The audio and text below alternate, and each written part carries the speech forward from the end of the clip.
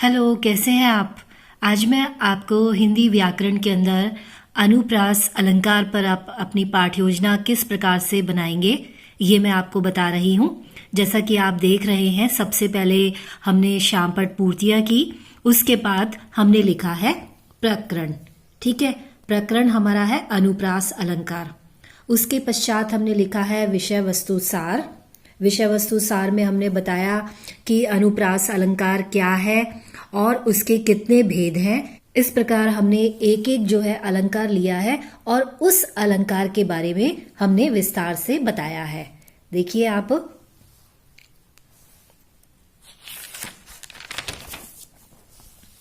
फिर ये आप देख रहे हैं मुख्य विचार है, मुख्य तथ्य है और शिक्षण बिंदु है।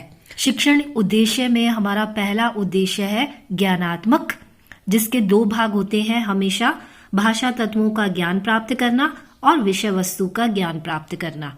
देखिए हमने लिख दिए है अपेक्षित व्यवहारगत परिवर्तन कि अनुप्रास अलंकार को अगर यदि हम पढ़ाते हैं तो उससे विद्यार्थी के अंदर क्या अपेक्षित व्यवहारगत परिवर्तन होगा।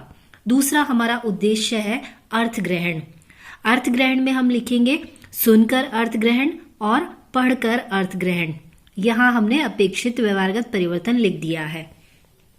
फिर ज्ञानोपयोग है कि बच्चे अगर यदि अनुप्रास अलंकार को सीखेंगे तो उससे बच्चों में किस प्रकार से बच्चे उस ज्ञान का प्रयोग कर सकेंगे, वो होता है ज्ञानोप्रयोग या ज्ञानोपयोग।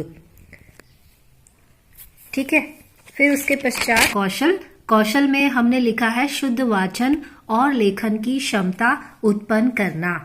फिर अगला हमारा उद्देश्य है अभिरुचि। ठीक है, हिंदी साहित्य के प्रति रुचि उत्पन्न करना। और फिर नेक्स्ट जो हमारा उद्देश्य है वो है अभिवृत्ति। इस तरह से हमने अपने सभी उद्देश्य बिल्कुल साफ और स्पष्ट लिख लिए। किसी भी पाठ योजना में उद्देश्य महत्वपूर्ण होते हैं, अतः आप पाठ योजना जब बनाएं तो उद्देश्यों को आप ध्यानपूर्वक लिखें। फिर उसके पश्चात सहायक सामग्री है, शिक्षा उपयोगी सामग्री है, पूर्व ज्ञान है और अध्ययन विधि है। और इसको लिखने के पश्चात हमने लिखा है प्रस्तावना प्रश्न। ये प्रस्तावना प्रश्न आप 2 कॉलम बनाकर इस प्रकार से लिख लेंगे, छात्राध्यापिका क्रिया और विद्यार्थी क्रिया के पश्चात। कथन नहीं है, ये यहाँ पर आपको क्रिया लिखनी है, कथन नहीं है, क्रिया आएगा। फिर उसके पश्चात जो है ये हमारे प्रस्तावना प्रश्न हो गए हैं। फिर हमने लिखा है उद्देश्य कथन कि आज हम अनुप्रास अलंकार के बारे में विस्तार से अध्ययन करेंगे। ठीक है, फिर उसके पश्चात हमारा फर्स्ट जो शिक्षण बिंदु है वो है अनुप्रास अलंकार का अर्थ और उदाहरण। आपको मालूम ही है कि आप अपने जो 5 कॉलम बनाएंगे शिक्षण बिंदु का, छात्राध्यापिका कथन, क्रिया का, कथन नहीं है क्रिया है, विद्यार्थी क्रिया का, सहायक सामग्री का और शामपट कार्य का। तो इस तरह से ये 5 कॉलम बन गए हैं। पहला जो है हम विकासात्मक प्रश्न लिखेंगे कि जहां वर्णों की आवृत्ति 2 या 2 से अधिक बार हो उसे क्या कहते हैं, अनुप्रास अलंकार। अनुप्रास अलंकार के कितने भेद हैं, 4 भेद हैं। अनुप्रास अलंकार का उदाहरण बताओ। भावित लिख दिया है इसका उत्तर हमने, क्योंकि बच्चे उत्तर दे भी सकते हैं और नहीं भी दे सकते। उसके बाद हमने लिखा है छात्राध्यापिका कथन। कथन में हमने अनुप्रास अलंकार के बारे में बताया है, उसका अर्थ और उसके 4 भेद। देखिए, और इस प्रकार से ये हमारा मिनिएचर है और इसी प्रकार का हम टीचिंग एड बनाएंगे। 6 का अनुप्रास अलंकार की परिभाषा और अर्थ। आपको 6 का अनुप्रास से संबंधित विकासात्मक प्रश्न बनाने हैं। ये छात्राध्यापिका कथन लिख लिया और बोध प्रश्न लिख लिया। और यहाँ पर ये हमारा 6 का अनुप्रास अलंकार का टीचिंग एड है। जैसा कि मैंने पहले समझाया, आप उसी प्रकार से इसको भी बना लेंगे।